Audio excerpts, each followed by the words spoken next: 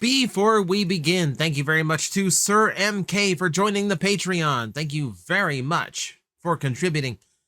Familiar name, good to see you back. I see you in the Magnetar streams too. Always good to see you. Thank you very much for supporting the channel and everything that I've been doing. I'm trying to do a lot right now. So programming note, you'll notice that it's the first of the month, but we're not doing the Q&A today. That's because it is happening on a Monday. That's a news roundup day that always takes priority. So we'll be doing the Q&A tomorrow, but the questions are still cut off. If you have anything else you want to ask, just wait for tomorrow's video to post. You can ask it there for next month. So one other programming note.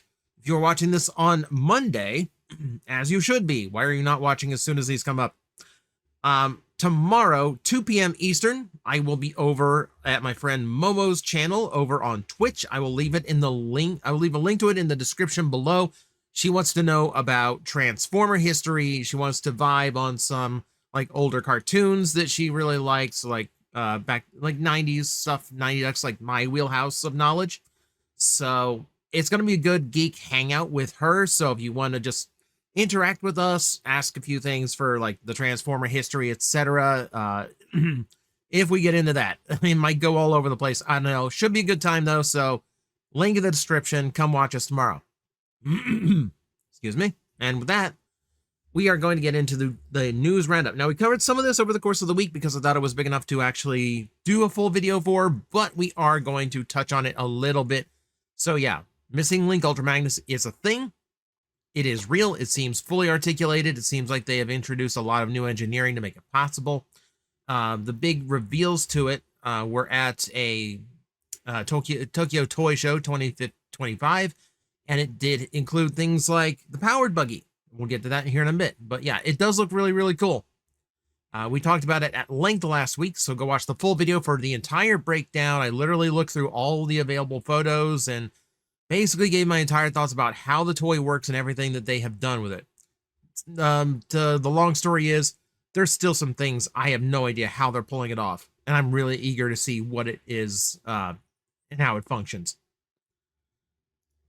One of the biggest toy drops, however, out of Takara this week is the fact that Dino King now has a brand new villain toy and another another master on the way. So this is World Dragnus, which is a pretty incredible name. So I'm assuming this is going to be our big villain for Wild King because it looks absolutely amazing. If you've been following the cartoon, we have been getting little hints and little glimpses of it. We've seen the dragon mode in the show already. This shows off the robot mode, which is pretty impressive. I love all the gold chains across it for detail. You can see the way it works. So in the set, you are going to get a full Energy Master figure, and then you're getting 2 Energy Beasts. They're identical dragons. They seem to be the wing types, so these should be the ones that can form wing packs as well for your other combinations. They're identical as far as I can tell. Looks like paint and tooling is exactly the same. But aside from just the fact that, yeah, you have a full dragon mode, admittedly a little bit cheap looking in some angles. Yeah, actually does not transform a whole lot now that I look at it.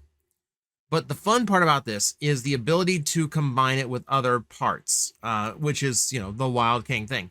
So there's your look at the basic figures. It's important to note, these do not come with, they don't come with element energy pieces. They are bare-chested, which is not something we've seen from any of the energy beasts so far. But yeah, they are touting a lot of different combinations and a lot of different modes that this toy is capable of. The combinations with the Shadow Megatron, which immediately makes me happy I got it. You can see, yeah, it combines with pretty much anyone. The beasts themselves also combine. Also, he can combine with all the other energy beasts. Yeah, so they're advertising like 10 different modes of play with this toy. But what does get me is the fact that the new energy beasts that this comes with are baked into how this guy transforms and how he is engineered. it's way more ferocious and way cooler looking with them combined. So that's going to be a cool little play pattern. Yeah, these toys continue to just be really, really cool and impressive. Like I've been happy that I jumped on board on this one. Yeah, and I see how they transform. It's a little bit different than the other ones. I'm actually very curious about like how much their play there actually is in this toy. Yeah, very, very cool. Very, very cool piece. But we should get to the Tokyo Toy Show 2025. And in this, we do have a lot of repeats. Again, look at the Ultra Magnus video for my full breakdown. But that's not the only thing they showed off. So here's Missing Link Nemesis Prime. And it is listed as Nemesis Prime, not Black Convoy. And, you know, for our very first time, Evil Roller, which is still funny to me. He is looking good, though. You can get some idea of, like, well, I guess size. It's the G1 Prime size. It's not shocking, really. We got our Masterpiece Rat Trap, which is looking really, really good. Still very impressive that it has a full underbelly and can actually stand up on its hind legs. So very much akin to how he posed in the show. He's got a little bit of a hunchback as a result, but hey, this is still really impressive. I'm not going to take anything away from Takara on this one, and I'm looking forward to it so I can have my full cast of 5 Beast Wars so I can have the core cast in Masterpiece. I never got Tigatron. I skipped Tigatron, so I have to go back and find one now and then hope they do an Air Razor. I really hope they do a lot of Predacons before Air Razor. It seems like some priorities have definitely been skipped here. Still, Rat Trap looking really, really good. There is our next Masterpiece Prime, the MPG-17. We've kind of been over this before.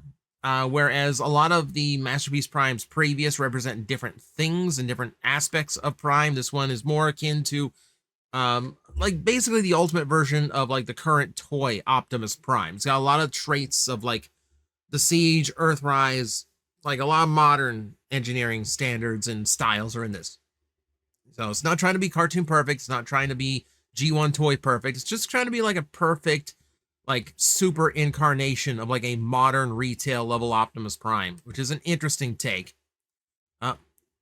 There's World Dragnus again, still looking cool. Yeah, even out of just like the press photos, it's still looking really, really cool. Yeah, it's just a great looking figure. Okay, what else? Okay. And a few other things here, if you can like spot them throughout the list. So, like the Japanese releases of a lot of the current figures combined. We've seen all the Instructicons at this point. There we go. So, what else do we have for you?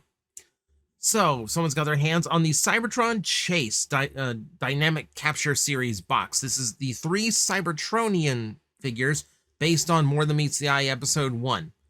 Cool idea to release them in Japan as a 3-pack. Get them all out of the way soon. It's perfect for the dramatic capture line. See, and then we get to see little differences. So the American one's on the left, the Takara one is on the right. You can see they went with a tone down on the black to take it down to gray, and the yellow is a little bit richer, and it's a white face instead of a silver. So they are trying very hard to make it more cartoon accurate, which is pretty much what Takara typically does with their exclusive repaints. Jazz does not have a whole lot of differences to him. You got silver on the legs and a little bit of dark gray to differentiate those panels. But aside from just like adjustments to color hues, he really doesn't have a whole lot of different stuff going on. Wheeljack does get some added striping, especially down the legs, and they've painted the inside of the track silver, so they have a little bit more of a solid look to them. That's not a bad call. I don't mind how it looks. And typical of Takara, like they've done a lot more to make the grays stand out on the toys. So you can see around the face itself, the top of the helmet's a darker gray, makes everything else pop out a little bit. Yeah, and then you can see how this affects the vehicle modes. Bumblebee, not a whole lot of difference. It's just a little bit deeper orange or deeper yellow, and I like that. And then Wheeljack has some tampograph differences and a little bit of difference on the side. The shielding makes it a lot more solid looking. Jazz is almost indiscernible. That's unfortunate. I would have liked to have seen a little bit more to make Jazz stand out, but they did a pretty good job on that jazz in the first place, so you can't really be too upset on it. Very cool set. Very cool set. If he didn't like, I think the Bumblebee was at least very easy for people to get a hold of. I think Wheeljack and Jazz were a little bit harder, so I can imagine this being a great piece for someone to grab if you happen to miss those, because they are good toys. They're interesting toys, let's put it that way. We also get the color reveal, the next Dramatic Capture series figure set, which is going to be Skywarp and the Insecticons, but the Insecticons done in cartoon accurate color schemes. Interesting to me. It looks like things like the wings for a Kickback are now solid plastic, which is what I prefer, get the translucence and all that out.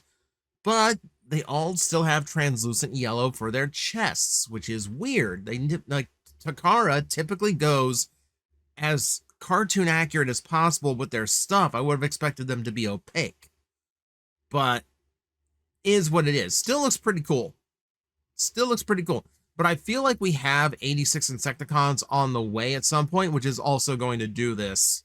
So I'm not like chomping at the bit to get a hold of this set. I feel like we're going to get another run of the Insecticons at some point, and they're going to be like more cartoon, more movie accurate than this. More toward like what they've been like Hasbro has been doing with like the elimination of clear plastic on the reruns. That's what I'm expecting. So I'd hold out for that unless you really, really like the look of this version of the Insecticons. And yes, Kickback is Bombshell is supposed to be gray. That's cartoon accurate. We did a video for this too. Shockwave is officially going to be a sea creature. And we're a couple weeks away from the official reveal of exactly what the design is going to be. The only thing we know for sure is that it's not going to be a Spinosaur. They specifically made and mentioned that they are not going to base their choice and their design off of any fan-made creature or artwork. And we all, yes, thank you for everyone telling me that it's a fan comic and an artwork of Shockwave there as a Spinosaur that makes everybody want him as a Spinosaur. So they said they're not going to do that. They flat out said it's not going to be a Spinosaur, which I don't think counts really as a sea creature anyway. It's more like a lake or river creature. But this does leave it wide open for anything that's living in the sea to become Shockwave. My bet is still on a Manta Ray because I feel like it's a good opportunity to make a pre-tool for Depth Charge. And that also lets them create a brand new mold and still have a safety net because Depth Charge would sell pretty well. Shockwave is going to sell no matter what because it's a Shockwave. So I think that makes for a fair release. And if they do a Depth Charge, they can get like a Universe Depth Charge out of it. Probably won't look as good, but it's there. So yeah, I think that's the safest, easiest bet they could do. You know, I try to think like Hasbro when I do the speculations. So like, what would they want to get out of this? Lots of repaints and retools. Okay, I got you there. I think I know what we can do. All right, if you got 5 minutes to spare, the new Cyber World episode is up and online. So again, it's just a simple cartoon for kids, 5-minute quick little watch. Like you can get the entire show in its current existence knocked out in well under an hour. This one, I'm gonna be real here.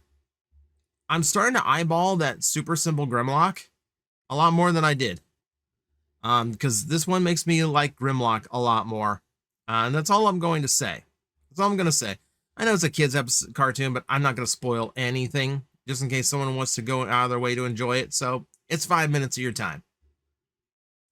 More interesting than that, however. So, courtesy of TFR Archive and RoboGamer 1HD, we now have the intended 2020 E3 trailer for Transformers Rise. Remember, Reactivate is what Rise became after it switched studios. So this was exactly what they had intended to release should the studios have remained in charge, if it had remained by digital domain. It's a really, really good trailer. It's a really good trailer. And the visuals in it at the time would have been really unusual for Transformer fans. We will put it that way. But I'll let you go watch it for yourself. I won't spoil anything into it. Suffice to say, it's a really, really cool looking trailer, and it really makes me wish that this had continued, because they look like they were going for a AAA game. They look like they were going for a really, really good Transformer game for once. What could have been? Could have been. I wonder if the NDAs are up yet. I wonder if the NDAs are up, because now I would really like to find out what was going on. Though I know there's some people that have been way more on top of that, so someone besides me is going to report on it before, first. Josh Duhamel was interviewed recently and mentioned that, yeah, he would be interested in returning to the Transformers movies. Let's see, no, better say, waiting on rumors that that he would be back. So I'd not heard that, but yeah, why not? Michael Bay is such a talented dude. I really loved working with him. We did 4 of those movies. One I did 1, 2, 3, and 5. I shot up that, I started like as a cadet and ended up like a lieutenant or colonel or something. So who knows? Would I be a general at this point? I've definitely grayed into the spot. So yeah, like, in order to bring him back, they would have to go back to the original universe. And we've already separated ourselves from that, and I don't think we should be looking back. Frankly, I think we need like a fresh start, and a very obvious fresh start with a different direction. So I don't think I would want to see him back, if only because it would mean that we're going places we've already gone.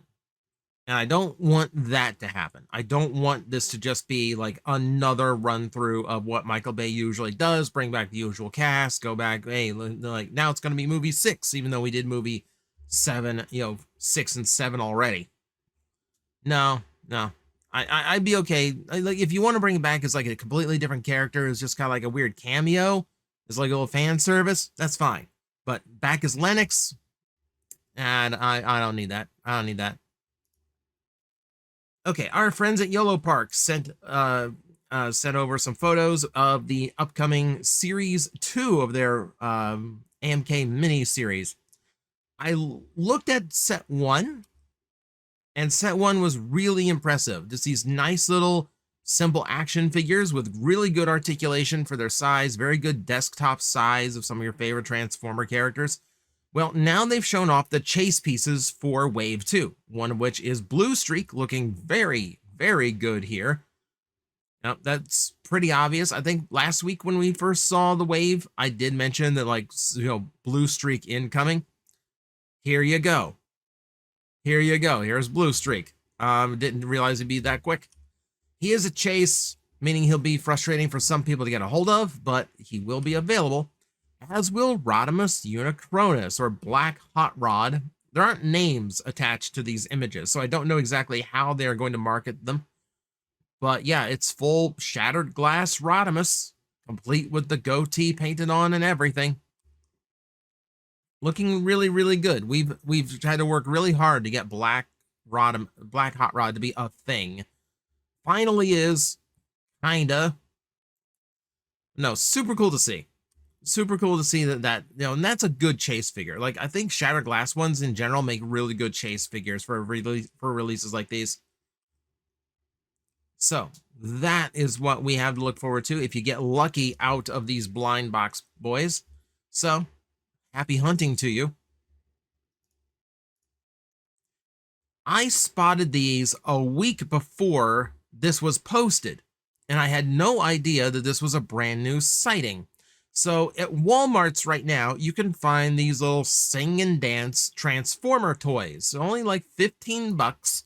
You get Optimus, Megatron, and Bumblebee. You just hit a button and they will light up, they'll dance along, and they'll start playing a rendition of the original theme song.